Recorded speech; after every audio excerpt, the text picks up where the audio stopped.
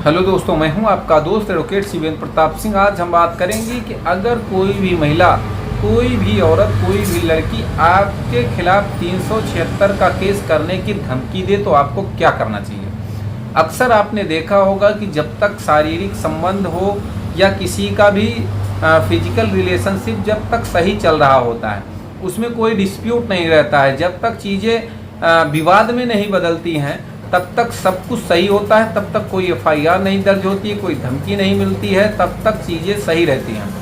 अगर दोनों के बीच कुछ मतभेद होता है, कोई चीज़ें दिक्कत होती है, किसी प्रकार का कोई ताना बाना होना शुरू होता है, तो ऐसी स्थिति में अक्सर आपने देखा होगा कि धमकी दी जाती है कि इतने साल तक हमारे साथ शारीरिक शोषण करता रहा, शादी का झांसा दिया।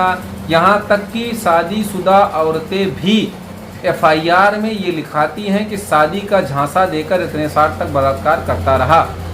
जबकि आपको जानकारी होगी और नहीं होगी तो मैं बता रहा हूँ कि शादीशुदा औरत जब तक अपने पति से डाइवोर्स नहीं ले लेती तब तक वो किसी से शादी कैसे कर सकती है।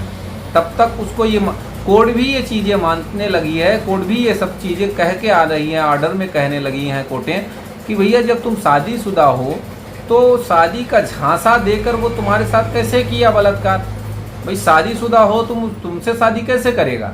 तुम्हें ये मालूम था कि तुम शादीशुदा हो, उसे भी मालूम था। दूसरी बात ये कि अगर स्थिति इस तरह की है तो आपको तत्काल एक एप्लीकेशन दे देनी चाहिए आपके अपने बचाव में। अब देखिए, एप्लीकेशन देने के भी दो तरीके हैं। कुछ लोगों का ये सवाल होता है कि अगर हम साहब एप्लीकेशन देते हैं तो हो सकता है वो खुन्नस बस, ईर्ष्या बस, क्रोध में आके हमारे खिलाफ जरूर एफआईआर कर दे, हो सकता है बाद में ना करती। सवाल आपका जायज़ है, लेकिन इन केस अगर आपके खिलाफ वो कर देती पहले, तब क्या करते। चलिए आपके सवाल का ये भी जवाब दे देते हैं कि भाई आपने नहीं किया होता तो हो सकता है कि आपके खिलाफ एफआईआर ना होती। तो चलिए आपको बताते हैं कि आप उस लड़की के खिलाफ, उस औरत के खिलाफ डायरेक्ट एफआईआर ना कराइए, डायरेक्ट एप्लीकेशन ना दीजिए। आप ये भी तो दे सकते हैं कि हमारे खिलाफ 376 की साजिश रची जा रही है, हमारे खिलाफ 376 का मुकदमा करके हमको जेल भेजने की साजिश रची जा रही कुछ अज्ञात व्यक्तियों के द्वारा। अब भैया अज्ञात में आ जाएगा तो किसको कहाँ ढूंढेगी पुलिस, बताओ, काम खत्म। लेकिन आपकी तो उसमें बचत हो गई। आगे आपके ये एप्लीकेशन देने के बाद इन केस वो लड़की या वो औरत आपके खिलाफ मुकदमा दर्ज ही करा दी तो थोड़ा सा ही काम आएगा। तो कल को आप कोर्ट के सामने ये कह भी तो सकते हैं, आपको आसानी से जमानत तो मिल जाएगी। ये कह सकते हैं कि साहब हमने भी एप्लीकेशन दिया था, हमें डर था, हमें शंका थी, हमें भय था कि हमारे खिलाफ ऐसी ऐसी साजिश, झूठा केस रचने की, झूठा केस लगाने की साजिश रची जा रही है। अब जो कि वो सही पाया गया तो आपको क्या होगा कि कभी भी जेल नहीं जाना पड़ेगा।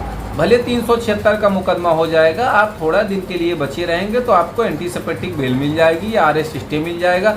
अगर औरत शादीशुदा है तब तो गारंटी है आप जेल नहीं जाएंगे, अगर टाइम टू टाइम काम करेंगे तो। अब ऐसा नहीं है कि हम अपराध करने के लिए आपको बता रहे हैं, तरीका बता रहे हैं, ये बिल्कुल भी गलत है।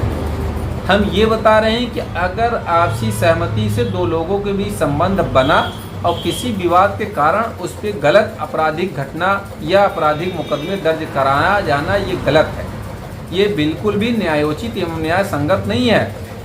अगर चीज़ें सही थी, दोनों के बीच सब कुछ सही चल रहा था तब तो सही था। अब चीज़ें अचानक से गड़बड़ हो गई, गलत हो गई, ये चीज़ गलत है ना। उसके ऊपर एफआईआर लिखाना, उसका कैरियर बर्बाद करना गलत है, चाहे वो शादीशुदा लड़की हो और सॉरी औरत हो या फिर कोई लड़की हो। लेकिन आप किसी भी व्यक्ति के साथ किसी भी रिलेशन में रहें तो चीज़ें आप पहले से मैनेज करें। किसी के साथ आप कभी भी गलत ना करें, गलत नीयत से ना रहें, ये ज़्यादा बेहतर होगा, वरना आपको जेल तो होना तय है। 376 की धारा मुकदमा लिखी जाएगी तो आपकी पूजा नहीं होगी, आपको जेल जाना ही पड़ेगा। और साथ ही साथ ये ध्यान रखें कि अगर आप लापरवाही से करेंगे काम, भाई आपने एफआईआर हो गई आपके खिलाफ, आप टहल रहे हैं, घूम रहे हैं, कुछ काम ही नहीं कर रहे हैं, जिसका मतलब तुरंत जेल जाओगे, पुलिस के हाथे चढ़ेगी, जेल गए। तो कहने का ये मतलब है कि चीज़ें पहले से अगर आप समझ रहे हैं कि विवाद शुरू होने वाला है, गड़बड़ होने वाला है, तो किसी भी वकील से संपर्क कर लें। उससे राय मशवरा ले लें, वो जैसा कहें वैसा आप करें। या फिर अगर आपके सवाल इसी तरह से हैं तो कमेंट बॉक्स में कमेंट करके पूछें, आपके सवालों के सटीक जवाब हम देने की कोशिश करेंगे।